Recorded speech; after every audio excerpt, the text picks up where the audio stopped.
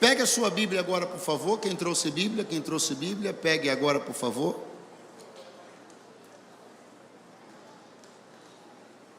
E abra comigo no livro dos Salmos, número 126. Salmo de número 126. Glória para sempre ao Cordeiro de Deus. Salmo de número 126. Os que encontraram, deem um brado bem forte, digam: eu amo a Bíblia. Eu amo a Bíblia. Assim está escrito a palavra do Senhor. Quando o Senhor trouxe do cativeiro os que voltaram a Sião, estávamos como os que sonham. Então a nossa boca se encheu de riso e a nossa língua de cântico. Então se dizia entre os gentios: grandes coisas fez o Senhor a estes. Grandes coisas fez o Senhor por nós, pelas quais estamos alegres. Traze-nos outra vez, ó Senhor, do cativeiro, como as correntes das águas do sul. Os que semeiam em lágrimas cegarão com alegria. Aquele que leva a preciosa semente, andando e chorando, voltará, sem dúvida, com alegria, trazendo consigo os seus molhos. Oh, alguém já creu, aleluia. Quantos podem dizer amém esta noite? Uma das maiores seguranças, uma das maiores alegrias que temos é de servir a um Deus de certezas. Diz a palavra do Senhor que toda boa dádiva e todo dom perfeito vem do alto, do Pai das luzes. Atenção a uma característica: em quem não há sombra alguma de variação. Que coisa maravilhosa! Que coisa maravilhosa é servirmos a este Deus. Que coisa maravilhosa é termos como livro de regra de fé e de prática um livro onde não cabem incertezas, dúvidas. A Bíblia não é um livro de especulações, um livro de talvez, não é um livro de quem sabe, não é um livro de será. A Bíblia é um livro que inspira certezas plenas. De Gênesis a Apocalipse, a Bíblia está recheada de certezas. Então, veja que de toda maneira, de qualquer forma, nós estaríamos falando, seja onde quer que estivéssemos aberto o texto bíblico esta noite, estaríamos falando de uma palavra assertiva, porque assim é a mensagem do Evangelho. Quantos me entendem, digam amém. Agora pense como isso se eleva, pense como isso se fortalece, se robustece, como isso ganha ainda mais sabor e cor, quando eu olho para o Salmo, e não bastasse ser Deus quem é, do jeito que Ele disse até aqui, não bastasse ser a Bíblia o livro que é, do jeito que Ele disse até aqui, eu ainda encontro o salmista dizendo uma expressão muitíssimo rara na Bíblia, dizendo: sem dúvida. Eu quero que você redobre sua atenção, aqueça seu coração, aumente as suas expectativas e comece desde já a perceber que este não é um ambiente de especulações.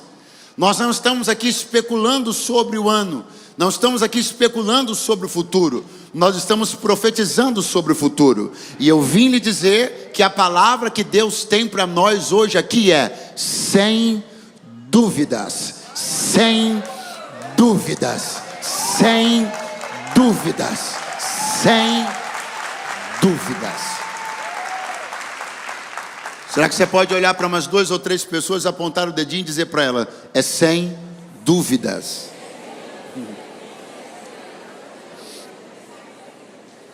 O Salmo 126 é um salmo aonde o salmista está expressando sua emoção, alegria em relação a algo que Deus já havia feito, a saber, possibilitar que o povo de Deus retornasse do cativeiro para a terra que o Senhor tinha prometido ao pai Abraão.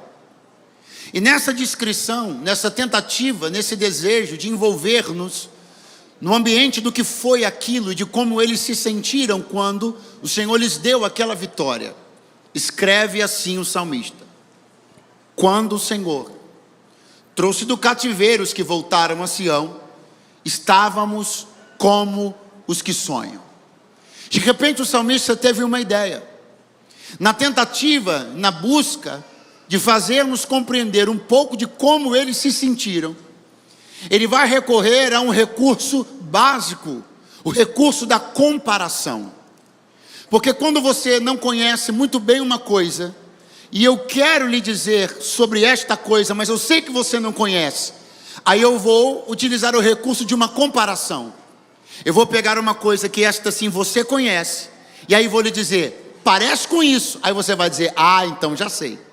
Foi isso que o salmista fez quando disse, para vocês entenderem como nós nos sentimos, a forma de vocês entenderem isso é se compararmos a quem estava sonhando. Uma coisa está clara para nós aqui: 70 anos, muitas lágrimas, muita dificuldade, muita espera, mas o salmista ainda se lembra como é sonhar e como se comporta um sonhador. Tanto ele sabe exatamente como é isso, que é este exemplo que ele usa para nos trazer para o ambiente de como eles se sentiram naquele dia. O que quero dizer a você agora é muito simples, objetivo e direto, mas eu creio que é uma das coisas que você precisa ouvir. Eu não sei há quanto tempo você está na situação que está.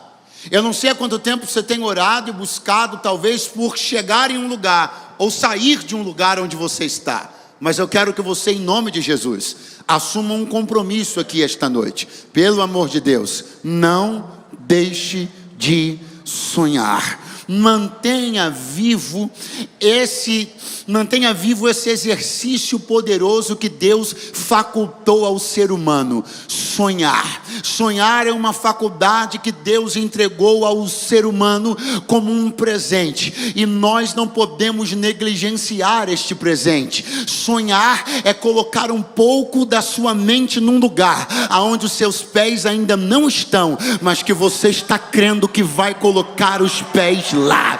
Eu não sei se vim pregar a mais de um sonhador, mas se só tiver um, eu sou ele. Mas se tiver mais alguém, por favor, se expresse nesta noite da maneira mais barulhenta possível.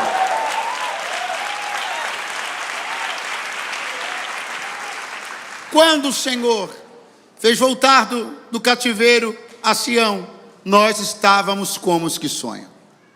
Eu vou dizer a vocês um pouco mais de como as coisas foram naquele dia, como as coisas aconteceram naquele tempo. Diz o salmista: então a nossa boca se encheu de riso. Repita bem forte após mim: então a nossa boca se encheu de riso. Será que você tem uma gargalhada boa para soltar nessa noite? Veja, foram tempos difíceis, foram tempos duros, foram tempos onde a liberdade do povo de Deus lhes foi tirada, e este foi um golpe duríssimo. Obviamente os 70 anos do cativeiro da Babilônia implicaram para Israel, para Judá, muitas dificuldades. Quem me ouve, diga amém. No entanto, não há um único relato bíblico e nem histórico que a nação de Judá, que o povo de Judá tenha passado por privação, nem de comida e nem de água. Redobre a sua atenção, porque o que eu estou dizendo a você é que eles podem ter tido privações de outra natureza, porém não dessa. Repito, não há nenhum relato, nem bíblico e nem histórico, de que Judá, nos 70 anos de cativeiro, tenha faltado a eles nem água e nem comida. Portanto, veja, o salmista está dizendo: o Senhor encheu a nossa boca de riso. O que o salmista está dizendo é o seguinte: em 70 anos não faltou-nos comida na boca, em 70 anos não faltou-nos água na boca. O que Deus nos deu quando saímos daqui não foi comida e nem água, porque isso nós já tínhamos. O que Ele colocou na nossa boca foi o que faltava. O que faltava na nossa boca era riso. Eu vou lhe dizer uma coisa, tem algumas pessoas que não estão entendendo. Tem algumas pessoas que estão dizendo: por que você está reclamando tendo você o que você tem? Por que você não se alegra tendo você as posses que você tem? As pessoas às vezes não entendem que não é sobre água e nem sobre comida, mas é sobre riso na boca. Eu vim dizer a alguém aqui, alguém que andou sendo questionado esse mês: ei, você reclama demais. Por quê? Porque tem um bom carro. Por quê? Porque está empregado. Eles não estão entendendo que não é sobre comida, sobre água, sobre carro, nem sobre casa. É sobre uma gargalhada da qual você tem saudade. É sobre um riso que há muito tempo de falta. É sobre aquelas gargalhadas que se misturam umas com as outras num almoço de família. Não está faltando comida na tua mesa, mas está faltando alegria nos teus almoços de domingo. Mas assim te diz o Senhor: eu te sustento com pão, eu te sustento com água, mas vou colocar sorriso na tua boca de novo. Acorda alguém que está do teu lado nessa noite profética de domingo, dá uma chacoalhada nele e diz: o Deus que dá água, o Deus que dá pão, também coloca riso na boca. Se prepara, porque as maiores gargalhadas da sua vida ainda serão dadas no segundo semestre deste ano. Oh, aleluia! Eu quero contar mais a vocês sobre o que aconteceu. Conte-nos, salmista. Estávamos como os que sonham. Conte-nos, salmista. O Senhor encheu a nossa boca de riso. Conte-nos, salmista. Ele encheu a nossa língua de cântico. Há um salmo que também trata sobre o cativeiro, não sobre o pós, mas sobre o durante. E é um salmo que todos nós aqui conhecemos, ou a maioria de nós conhecemos pelo menos uma parte dele, um pedaço dele, que foi o que ficou mais famoso. Eu estou falando do salmo de número 137. O salmo de número 137 quase funciona como um contraste do 126 em alguns aspectos. Redobre a sua atenção. No salmo de número 137, a fala do salmista é muito diferente da fala do salmista no salmo 126. A expressão do Salmo 126 é da alegria de quem já conquistou algo. No Salmo 137 é a dor de quem está vivendo um processo. Por exemplo, no Salmo de número 137 está escrito: junto aos rios da Babilônia, ali nos assentamos e choramos. Mas o salmista no Salmo 126 escreve: aquele que leva a preciosa semente, andando e chorando. Perceba que enquanto o salmista no Salmo 137 fala sobre sentar-se e chorar, o salmista no Salmo 126 fala sobre andar e chorar. Perceba que o choro está presente em ambos os salmos, com uma grande diferença. No 137, os que estão chorando estão sentados. No 126, os que estão chorando estão andando com as sementes nas mãos. Talvez você não esteja entendendo ainda porque tem durado mais do que você desejava as tuas lágrimas, mas o que você não percebeu é que as lágrimas podem até estar durando, mas não conseguiram paralisar a sua caminhada. Eu quero dizer àqueles que estão assentados chorando: levante-se na noite deste domingo, porque eu não posso declarar terminantemente que você nunca mais vai chorar na vida, mas eu posso declarar terminantemente que você até chorará, mas se negará a parar de caminhar. Ou quantos podem levantar as mãos o mais alto possível? Assim te diz o Senhor: comece a caminhar, porque você vai transformar lágrimas de dor na rega de um plantio que você vai colher no final da história.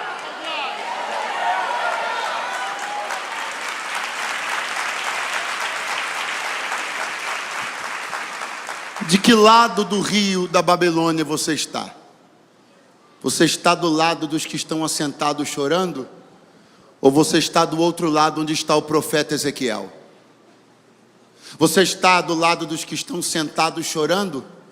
Ou você está do outro lado onde está o profeta Ezequiel dizendo: junto ao rio Quebar, eu vi os céus abertos e tive visões de Deus.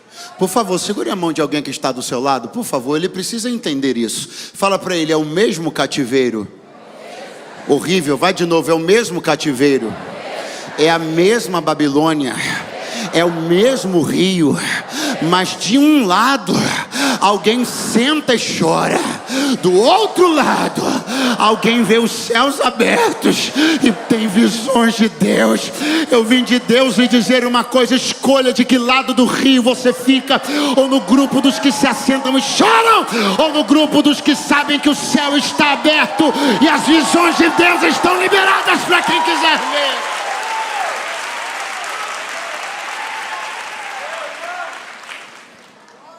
Eu quero que você compreenda que você pode estar onde estiver, seus pés podem estar pisando onde for, isso nunca impedirá Deus de abrir os céus sobre a sua cabeça. Eu vou dizer de novo, não importa, pode ser Babilônia, pode ser Síria, pode ser Egito, pode ser o lugar que for, você pode estar pisando no terreno mais hostil da terra. Ouse olhar para cima, porque Deus abre céu sobre a nossa cabeça, independente de onde nossos pés estão pisando. Eu sou a única pessoa que crê nisso, ou tem mais alguém para crer nessa palavra também? Mas, pastor, e aquela parte que você falou que é a que tornou-se mais conhecida do Salmo 137? Ela vem agora. Quando o salmista, no Salmo 137, numa expressão poética, ou quem sabe até literal, diz: nós dependuramos as nossas harpas nos salgueiros. É uma expressão que denota naturalmente a aposentadoria do cântico. É uma expressão que denota naturalmente o abandono da canção, a desistência do louvor. Pelo que cantaremos? Por que cantaremos? Para que cantaremos? De que nos servem esses instrumentos? Vamos então dependurá-los nos salgueiros. Mas estranha-me perceber que essa ação envolve mais dor, e esta poesia, caso seja, envolve ainda mais dor do que parece, porque fora Deus, quem foi? Quem foi? Foi Deus que, quando instituía a festa dos tabernáculos, estou mencionando o que está escrito no texto de Levítico 23:40, olhe para mim. Quando Deus instituía a festa dos tabernáculos, quando Deus falava sobre como seria a celebração, Ele disse: vocês deverão empunhar folhas, vocês deverão balançar folhas, vocês deverão arrancar alguns pedaços de algumas árvores e balançá-las em gesto de salmo, de cântico e de adoração e de festa. Aí Deus foi lá e deu uma lista de algumas das árvores onde Israel deveria ir lá, tirar um pedaço e cantar e jubilar na festa dos tabernáculos. E adivinhe qual árvore está na lista que Deus deu? O salgueiro. Significa, portanto, compreender que o salgueiro participou. Diga, participou. Não, você cochilou. O salgueiro participou. O salgueiro participou das festas do tabernáculo. O salgueiro era membro presente no calendário festivo de Israel. Mas agora, o mesmo elemento que participou das festas é um elemento que tornou-se amparo da dor. Porque o mesmo salgueiro que participara das festas do tabernáculo é o salgueiro onde agora, poeticamente diz o salmista, dependuramos as nossas harpas. Sabe uma coisa que está doendo bastante em alguém que está me ouvindo hoje aqui? É que alguns personagens que participaram de dias festivos da sua vida estão hoje tendo que participar de dias muito diferentes daqueles. Sabe por que alguém anda muito constrangido? Sabe por que alguém anda muito envergonhado? Alguém que está hoje aqui? Porque pessoas que participaram de festas de arromba agora estão vendo dias difíceis na sua vida. O salgueiro que testemunhou a festa de Israel, agora testemunha a aposentadoria do cântico dentro do cativeiro. Mas só que Israel vai voltar para o seu território, o calendário será retomado, a festa dos tabernáculos vai voltar, e o salgueiro que era cabide de harpa na Babilônia, vai voltar a ser objeto de júbilo em Jerusalém. Tem alguém para crer comigo? Pastor, melhora para eu poder compreender e dar um glória. Levante a mão porque eu vou melhorar. Alguém esteve na festa, agora está na dor. Alguém salmodiou com você, agora empresta ombro para você chorar. Mas estes mesmos, não os dispense, não se constranja, não manda eles embora. Deixe eles agora te servindo como ombro para dor, porque daqui a pouco eles voltarão a participar das maiores festas que você vai dar. Tem alguém para crer comigo nesta noite? Solta um brado de júbilo ao Senhor.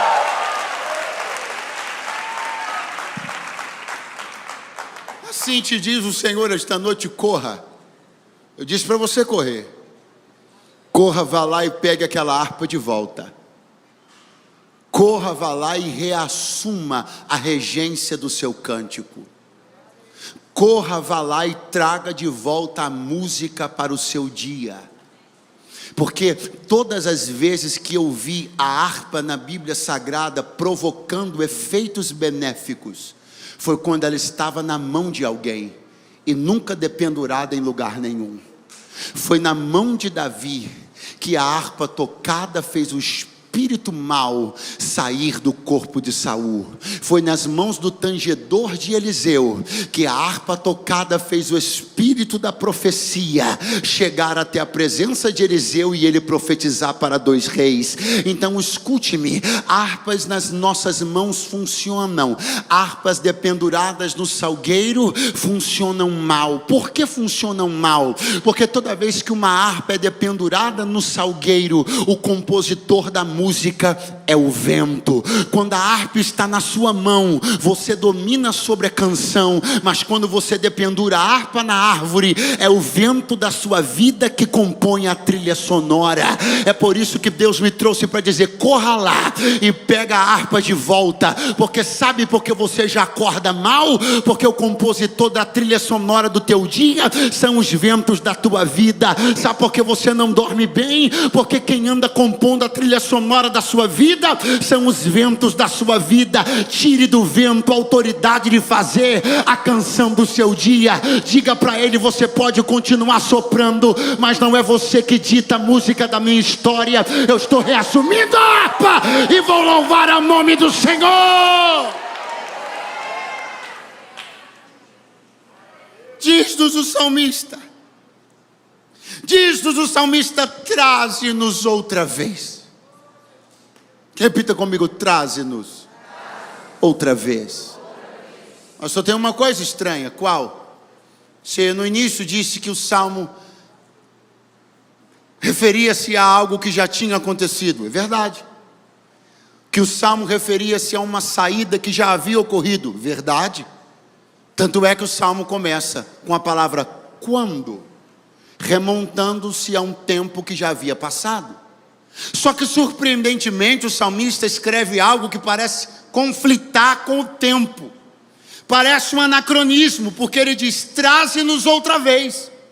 Aí você pergunta: peraí, eles tinham saído ou não tinham? Sim, porém não todos. O salmista saiu, experimentou a alegria de sair, viveu a emoção de romper o cativeiro, mas só que existem ainda alguns que estão lá. Então ele diz: traze-nos. Pastor, continua uma coisa estranha, porque pelo que eu me lembro daquela aula de português, se ele escreveu traze-nos, ele está se incluindo nisso. Sim. Peraí, pastor, mas o senhor acabou de dizer que ele já saiu. Sim. Mas então como ele ora dizendo que está lá? Porque a intercessão é isso. Na intercessão você pede para Deus tirar alguém, como se você ainda estivesse lá.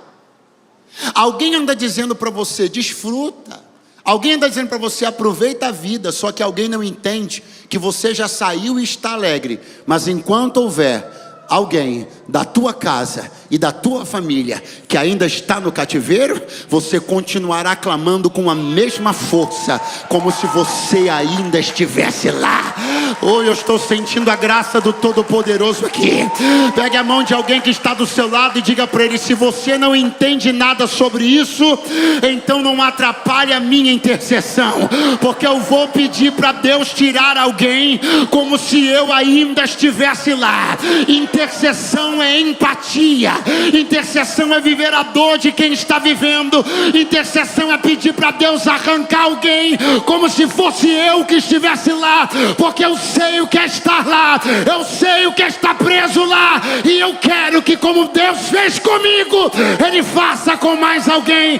Então aí vai a palavra do Senhor: o Deus que te tirou vai tirar alguém que está lá também.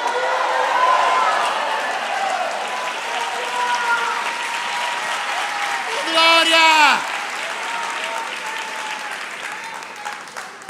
Intercessão é empatia. Misericórdia é pôr-se no lugar do outro. O salmista já saiu, mas tem uma parte dele que parece que ainda está lá. Ele ora dizendo: traze-nos outra vez, Senhor, como as correntes, traze-nos. O salmista escreve: os que semeiam em lágrimas cegarão com alegria. Eu acho que isso é uma coisa tão gostosa, tão agradável, que deveria ser dita por todos nós de maneira uníssona. Repita, por favor, então, logo após mim: os que semeiam. Você pode fazer muito melhor: os que semeiam em lágrimas cegarão com alegria.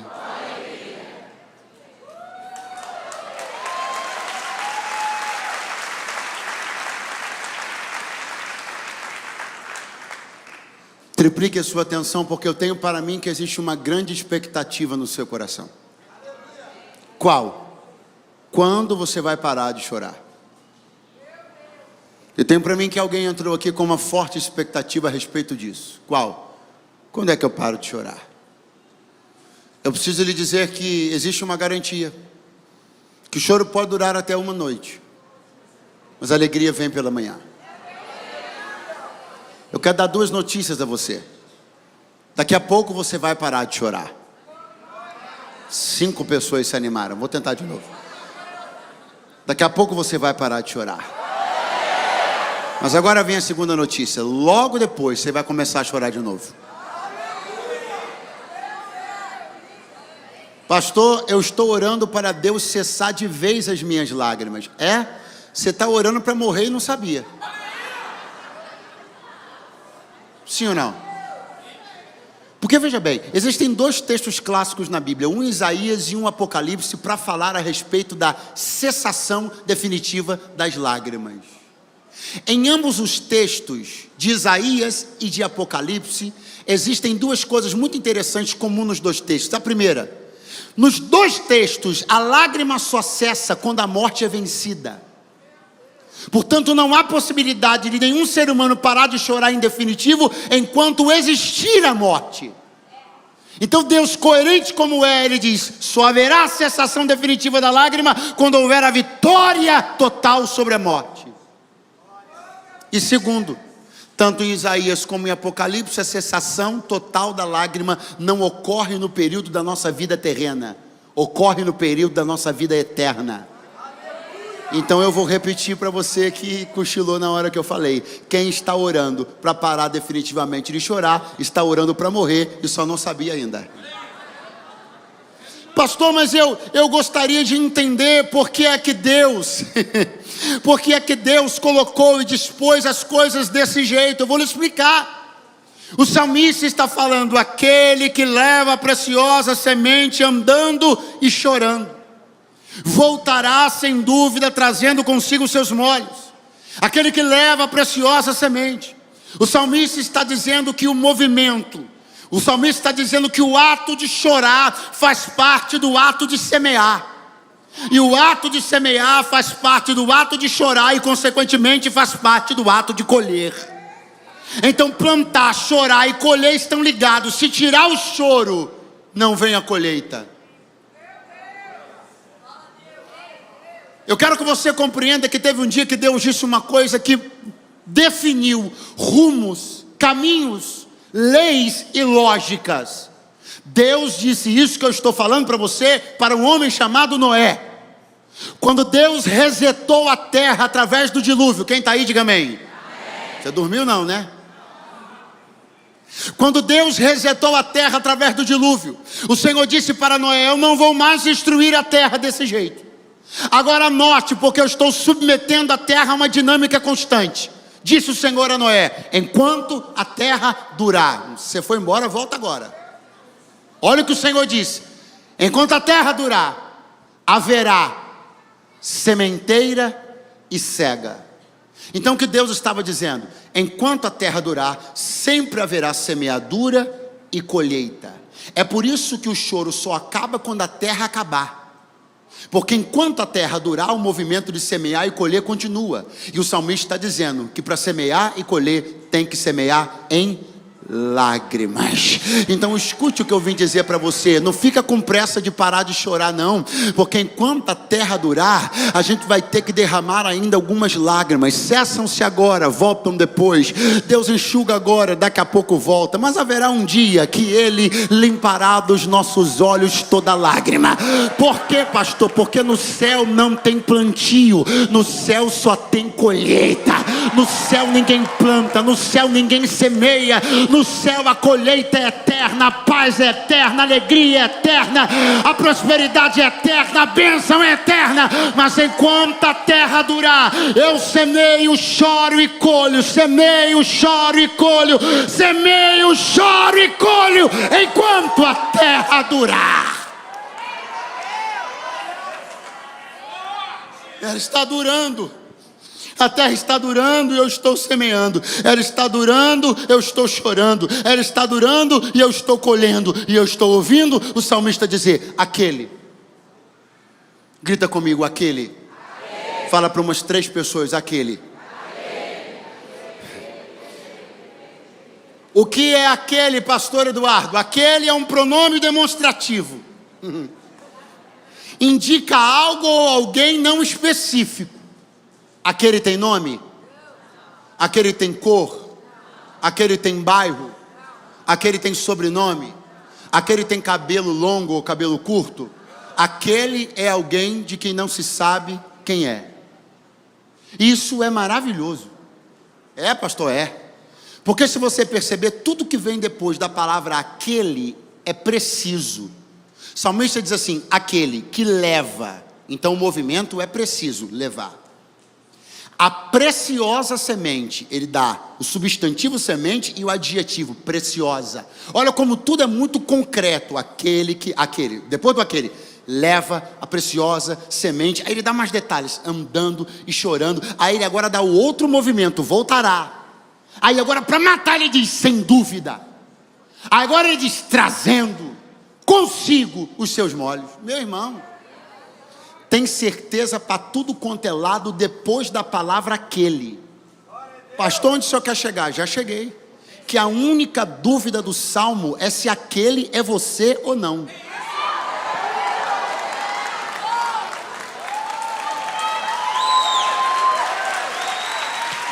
Levanta a tua mão lá no 3º andar.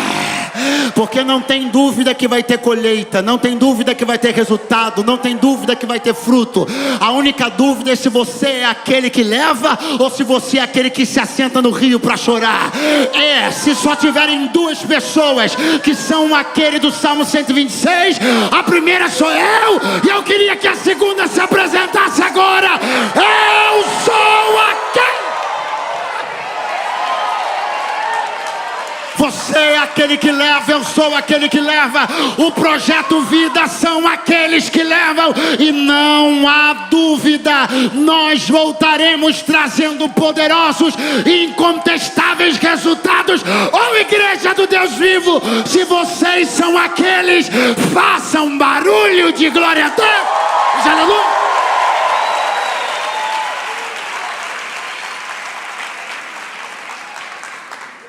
Pergunta para umas 3 pessoas: você é aquele? Pergunta.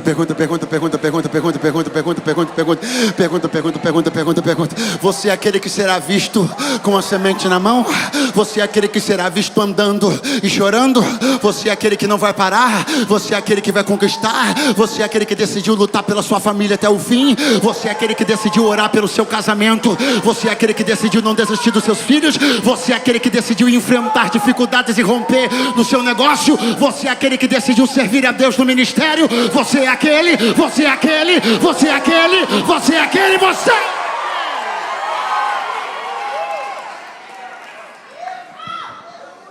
Aquele que leva. Aquele que leva. Estende a mão comigo. Ai, eu sinto Deus aqui nesse lugar.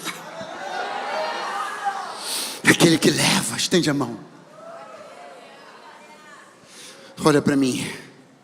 Estou eu aqui com a semente na mão. E eu tenho algumas perguntas para te fazer. Por favor, repita em alto e bom som. Quem é mais forte? Não, é para você responder depois que eu perguntar. Você está animado, isso é bom. Por favor, eu estou com a semente na mão. Eu sou aquele do Salmo 126, ok? E eu estou com a semente na mão e estou levando. Responde para mim. Isso, responde para mim. Quem é mais forte? Eu ou a semente? Tá bom, é para dizer você, mas você falou eu, tudo bem. Por favor, responda para mim. Quem é mais pesado? Eu ou a semente? Isso, pode falar você, não tem problema. Vamos de novo. Quem é mais forte? Eu ou a semente? Quem é mais pesado? Eu ou a semente? Quem tem mais condições de levar quem? Eu ou a semente? Todas as respostas foram corretas. Só tem um detalhe. E eu sei que você vai concordar comigo. Apóstolo Joel, eu sei que o senhor vai concordar comigo. Pergunte qual?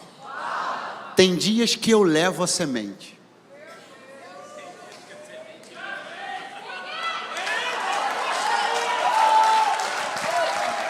Mas tem dias que eu só chego até aqui porque quem me trouxe foi ela. Tem dia que eu pego o microfone aqui e digo: é Deus e Pai. E tem dia que eu pego o microfone aqui e ninguém sabe, mas eu só saí da cama naquele dia porque a semente me olhou e diz: levanta daí, tem promessa na tua vida ainda, não acabou não.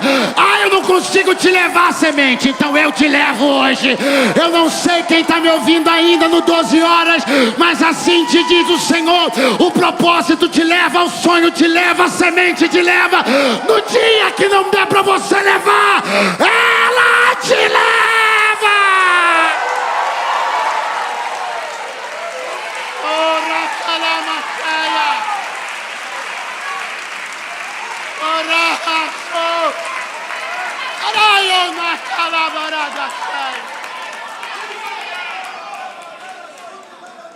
Você não tem noção da quantidade de vezes que pessoas chegaram nesse altar carregando a Bíblia na mão. Mas essa é uma imagem meramente física, porque a imagem espiritual deveria ser o contrário. Deveria ser a Bíblia carregando essas pessoas. Eu não sei, talvez eu seja o único pregador aqui essa noite, o único obreiro, o único ministro, o único crente que já foi carregado pela semente. Mas se tem mais alguém, então se alegre comigo. Se tem mais alguém, então adore a Deus comigo. Porque assim te diz o Senhor, vai continuar sendo assim.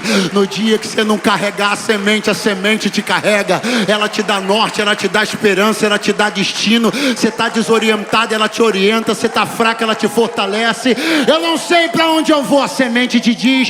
Quando ela ela te carrega, e quando você carrega ela, ela dá orientação, dá norte, dá direção, dá perspectiva, ela te equilibra, te orienta, te sustenta, fortalece. Pastor, mas a semente é pequena, mas é preciosa.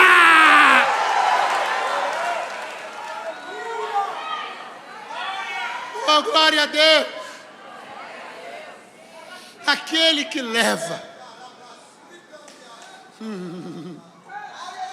aquele que leva a preciosa semente, andando e chorando, preciosa semente, preciosa semente, preciosa semente, ai, ai, ai, ai, ai, preciosa semente. Não é qualquer semente, é preciosa semente. Não é a aventura do semeador, é a preciosa semente. Não é o vou ver se vai dar certo, é a preciosa semente. Semente, e eu começo a encerrar, é coisa séria. Semente é coisa séria. Semente é coisa séria, semear é coisa séria, colher é coisa séria.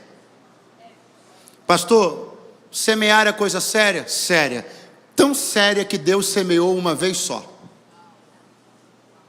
Pastor, mas eu acho que o senhor esqueceu do jardim do Éden. Quem te disse que o jardim foi semeado? Ele não foi semeado, foi plantado. A Bíblia diz que Deus plantou um jardim no Éden. Ah, pastor, então plantou porque foi semente. Não, não, não, não. A Bíblia diz que o Senhor ordenou para que cada árvore desse sua respectiva semente. No caso do jardim do Éden, o movimento foi inverso. Primeiro veio a árvore para depois vir a semente. Não é que nem no jardim da sua casa. Então Deus não semeou o jardim, Deus plantou as árvores prontas, de pé. E elas então passaram a dar as suas sementes. Deus não semeou no Éden, porque Deus só viria a semear uma única vez. Aí alguém disse, meu Deus. Qual? Quem responde é a própria semente. A própria semente que respondeu. A própria semente que responde a nossa pergunta. Quando foi que Deus semeou? Qual é a semente? Qual é o nome dela? Yeshua. E quando é que ele falou sobre isso? Quando ele disse, se o grão de trigo não cair no chão e não morrer, ele estava dizendo, eu sou a semente que o Pai semeou na terra. Segura. Então perceba, Deus não semeou senão esta vez. Agora eu preciso de toda a sua atenção para lhe dar uma palavra de esperança. Mas a semente para Deus é um assunto tão sério. Deus semeou uma única vez, mas a semente para Deus é um assunto tão sério que Deus amarrou, tipificou o plano da salvação e a vitória sobre o diabo através da palavra semente. Vou repetir. Semente é uma coisa tão séria e tão preciosa que Deus costurou o plano da salvação e tipificou a derrota de Satanás através do uso da expressão semente. Quando, lá no Éden, quando discursava Deus, quando falava Deus para a serpente e para Eva, e o Senhor disse, da tua semente, o Senhor disse, haverá inimizade entre a tua semente, serpente, e a semente da mulher. E o anúncio vem agora, não vai embora, não vai embora. O anúncio vem agora, o Senhor diz, a tua semente ferirá o calcanhar dela, da semente dela. Mas a semente dela,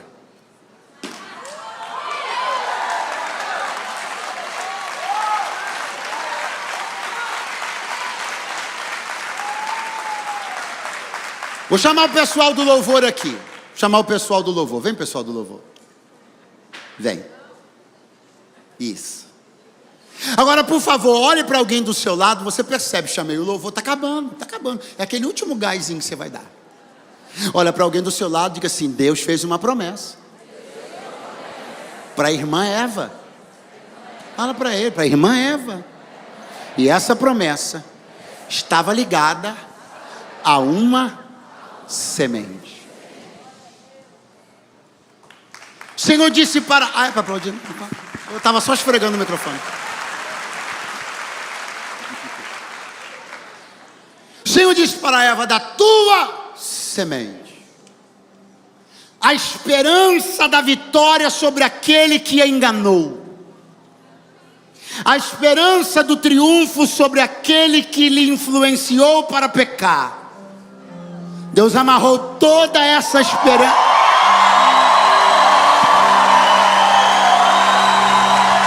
Aproveita para ficar de pé logo então, pronto.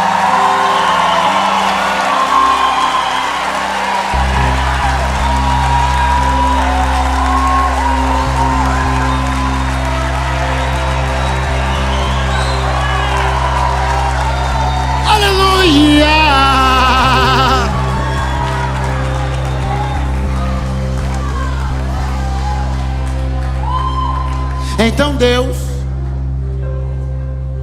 Então Deus pegou, e a partir daquele dia, Eva tinha algo na sua mente. Não vai embora, preste atenção.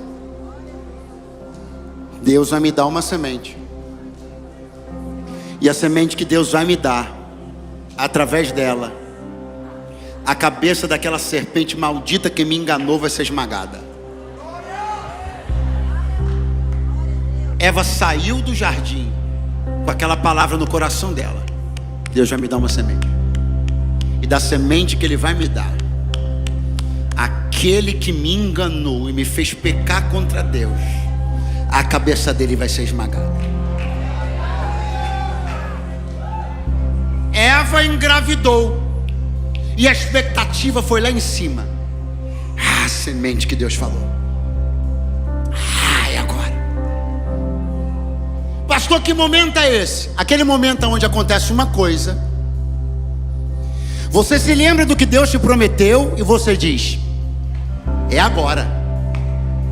Quem já passou por isso? Você tem uma promessa, ela está guardada no seu coração, acontece uma coisa, você olha para aquela coisa e diz: sim, é agora. Eva engravidou de novo. Eva tem 2 filhos, Caim e Abel. Eva tem 2 sementes. Só que Caim era uma semente podre, e Abel uma semente que morreu. E você sabe como é que está a irmã Eva?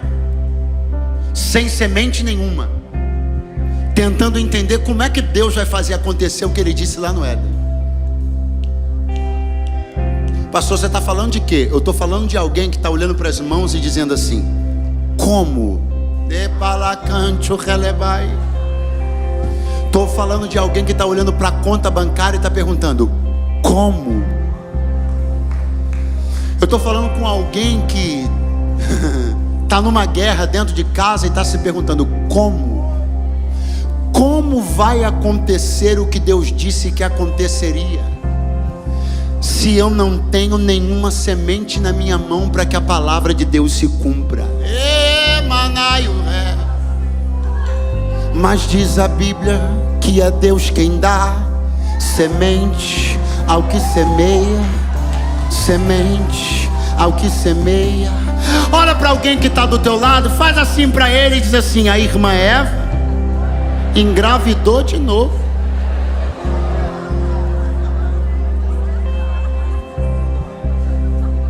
E quando a irmã Eva engravidou de novo, ela pôs o nome do seu filho de Sete.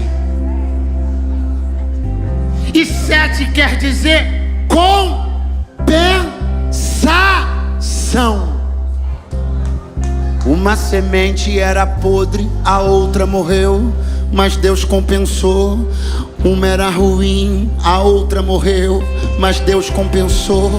Uma não serviu, a outra se foi, mas Deus compensou, porque Deus é especialista em compensar. E Ele me trouxe aqui para dizer: você não vai ficar sem semente. Eu sou o que compensa, eu sou o que restaura, eu sou o que restitui. Tuas alternativas se perderam, as sementes pareceram que não serviam, mas assim te diz o Senhor: eu estou entrando com compensação. Pastor Eduardo, Será que esse texto de Eva com semente consegue ficar ainda melhor? Ah, consegue.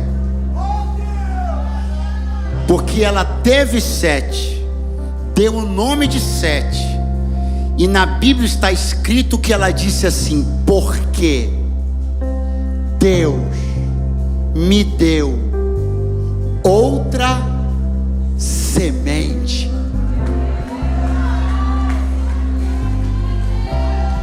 Eva entendeu que a palavra que Deus lhe dera dentro do Éden, que ela pensava que ia cumprir-se em Caim, não se cumpriu. Pensou que ia cumprir em Abel, não se cumpriu. Pensou que ficaria sem semente, engravidou de novo. Disse: compensação. Ela disse: eu estou entendendo quem é esse menino. Esse menino é a nova semente que Deus me deu. Eu queria que você erguesse as suas mãos assim agora, como as minhas estão. Estendesse melhor, estenda as suas mãos agora, como as minhas estão, como a minha está. Por que, pregador? Porque você entrou aqui nessa noite de domingo se perguntando: como Deus fará para cumprir o que Ele disse? Eu não tenho mais alternativa A, eu não tenho mais alternativa B. A porta C se fechou e a D foi batida na minha cara. Não tem mais como Deus fazer o que Ele disse. Mas assim te diz o Senhor. Que Senhor? O mesmo Senhor de Eva é o teu Senhor. E Ele me trouxe aqui para te dizer: eu estou te dando outra semente. Eu estou abrindo outra porta. Eu estou criando outro caminho. Estou fazendo um acesso novo. Estou levantando uma alternativa nova. Não foi do jeito que você pensava, mas vai ser do jeito que eu escrevi desde o início.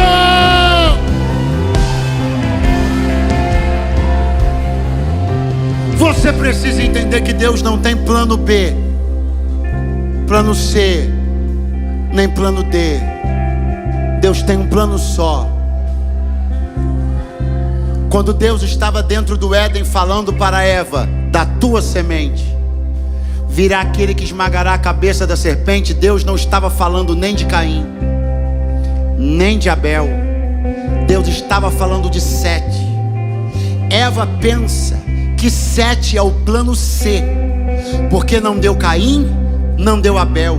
Mas quando Deus prometeu, Ele já sabia do que Ele estava falando. Quem ficou surpreso com as últimas notícias foi você. Quem ficou baratinado com as últimas manchetes foi você.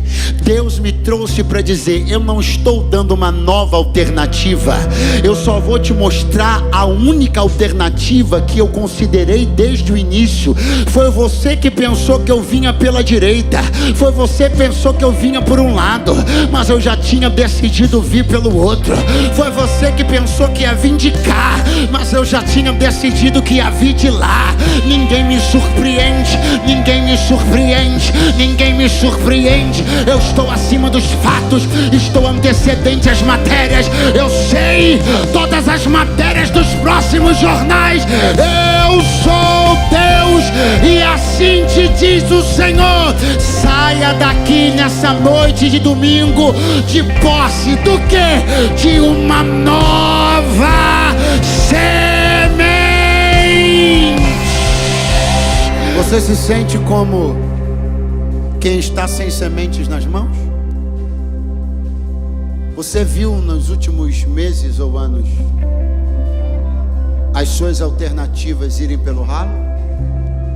Pensou que vinha de um lado, não veio? Tinha certeza que ia ser por lá, não veio?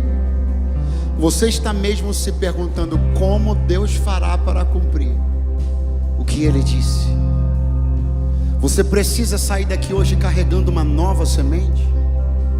Você precisa de uma compensação de Deus.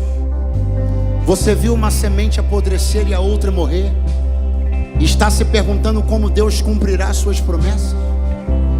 Então sai do seu lugar e vem aqui no altar agora. Eu quero orar por você. Eu só quero orar por quem está sem alternativa nenhuma.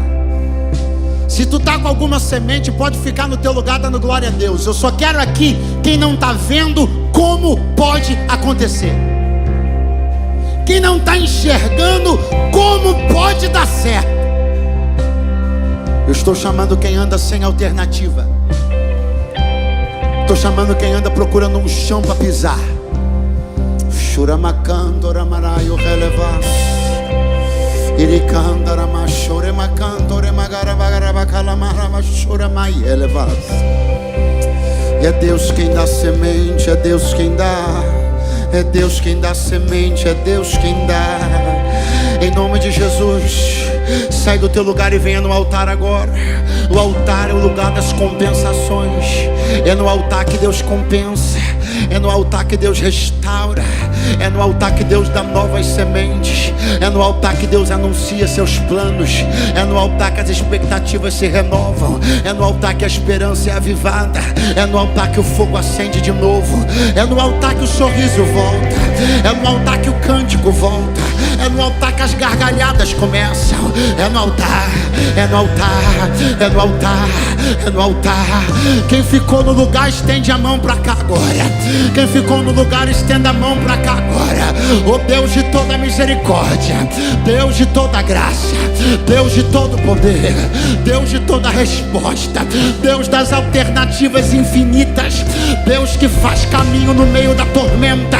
Eu chamo pelo teu nome, eu chamo pelo teu sangue, eu te clamo agora.